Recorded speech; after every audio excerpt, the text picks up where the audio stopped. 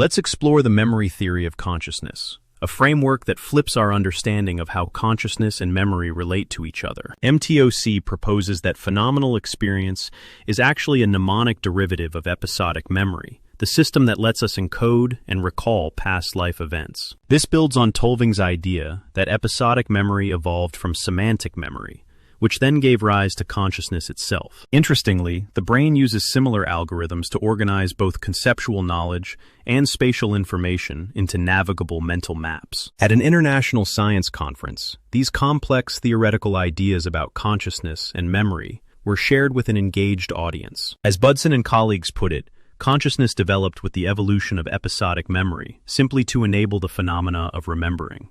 This diagram shows the radical inversion. Instead of conscious elements accessing stored unconscious memories, MTOC says conscious elements are stored and accessed by unconscious processes. This directly contradicts the conventional view that consciousness precedes memory by providing raw material for encoding. According to MTOC, discrete unconscious neural computations integrate moment to moment to create our subjective experience. Crucially, there's a processing delay of roughly 500 milliseconds between when a stimulus occurs and when we become consciously aware of it. This delay helps explain order problems, curious paradoxes where our conscious awareness seems at odds with the linear flow of time. Three classic examples of order problems are the cutaneous rabbit, color fusion, and color phi illusions. In the cutaneous rabbit illusion, taps at the wrist, elbow, and shoulder are perceived as a continuous rabbit hopping up the arm. As Steven Pinker observed, consciousness doesn't track sensory events in real time,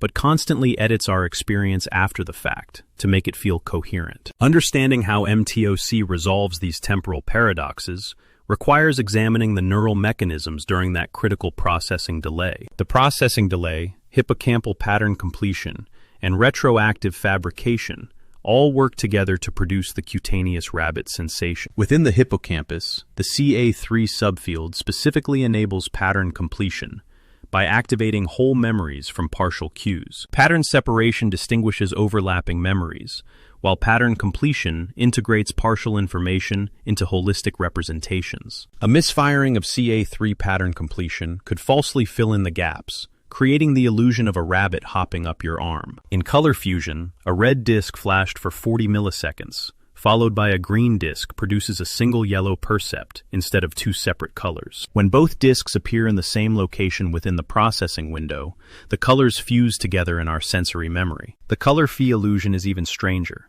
A blue dot at the top, followed by a red dot at the bottom, appears to travel downward and change color midway. Top-down processing, cognitive priors, and sensory doctoring combine to create the color phi illusion.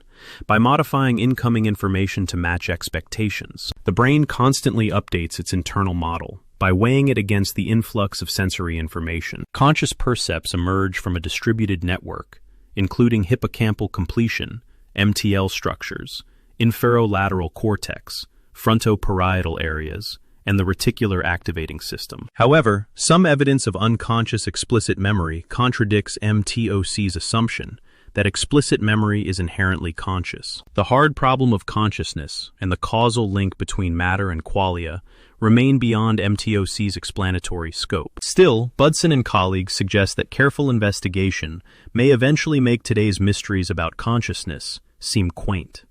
The 500 millisecond delay means our conscious awareness is constantly lagging behind the actual physical events that triggered it. This temporal gap raises fascinating philosophical questions about the nature of the present moment and phenomenal experience. Thinkers like Heidegger, Husserl, and William James each offered distinct perspectives on how consciousness relates to temporal experience. Our delayed present is always slightly behind objective reality in temporal immediacy. Intriguingly, DMT use produces hyper-real experiences through altered neural dynamics that feel more immediate than ordinary consciousness. An astonishing 81% of respondents reported that their encounters with psychedelic entities felt more real than normal reality. Could psychedelics contract the normal processing window through heightened neural activity, reducing the delay between events and awareness? If so, the psychedelic present might bring conscious awareness closer to objective reality than the normal present does. As we move from physical events to immediate past to remembered episodes, increasing temporal distance creates that characteristic dreamy quality of memory.